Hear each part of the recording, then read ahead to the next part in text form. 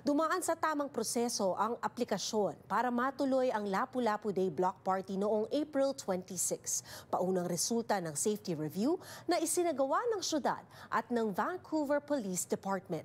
Pero di raw ibig sabihin sapat ang naging mga hakbang. Ang report mula kay Rhea Santos.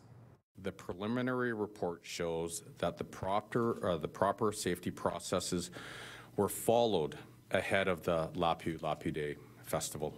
But that doesn't mean that those steps were enough.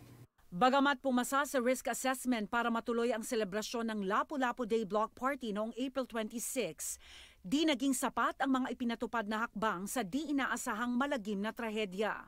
Ito ang laman ng inilabas na paunang findings ng Joint Safety Review ng Siyudad ng Vancouver at Vancouver Police Department Biyernes. That's what this moment demands. A rethinking of how we assess risk, how we respond to emerging threats, and how we ensure people, no matter where they are in this city, feel safe gathering in public spaces. We owe it to those who we've lost. We owe it to every single person who calls Vancouver home. It was classified as a family-friendly event, and the risk assessment would not have warranted heavy barricades. Isang araw bago ang selebrasyon, April 25, naglabas ng pahayag ang Filipino BC, organizer ng event. Sinabi nitong nakatanggap sila ng verbal attacks at harmful rhetoric na tumatarget sa black performers na inimbitahan sa event. Patuloy ang paninindigan ng VPD na di na kinailangan ng dedicated police presence sa block party. Biyernes, nanindigan din ng Filipino BC na sinunod nila ang lahat ng kinakailangan sa pagpaplano ng event. I guess whatever assumptions we've been making in the past, those all will be erased. Ayon sa Vice President ng United Filipino-Canadians Association in BC, grupong matagal nang nag-oorganisa ng events, low risk daw ang pagtingin sa mga Filipino event ng mga otoridad. We don't really have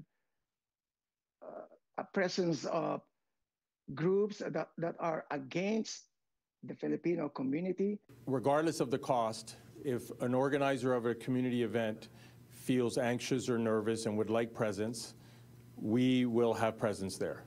We will support the community to help us get through this phase. Sa May 31, magaganap ang kauna-unahang public event ng Filipino community sa Vancouver matapos ang trahedya sa Lapu-Lapu Day.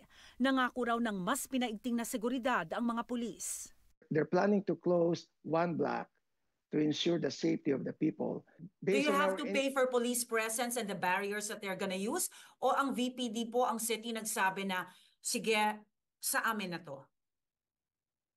On the initial application that we submitted, we always pay for permit and the presence of policemen. Now, with the added security, they haven't told us anything that you need to pay extra. Magandang hakbang daw ang mga vehicle barriers na binili ng Vancouver Police Department, pangontra sa posibilidad ng vehicle attacks, sadyaman o aksidente. But can our Filipino organizations afford the cost? And that's a big question, because when we met with them, we were saying, we know you're going to review all the parameters and all the requirements and all the licensing. We just don't want it to be restricted to the point where we can no longer hold events. Sa August 27, inaasahan ang paglabas ng pinal na report ng security review. Nakatakda naman ang paglabas ng Commission of Inquiry report ng probinsya sa June 30. Rhea Santos, Omni News, Vancouver.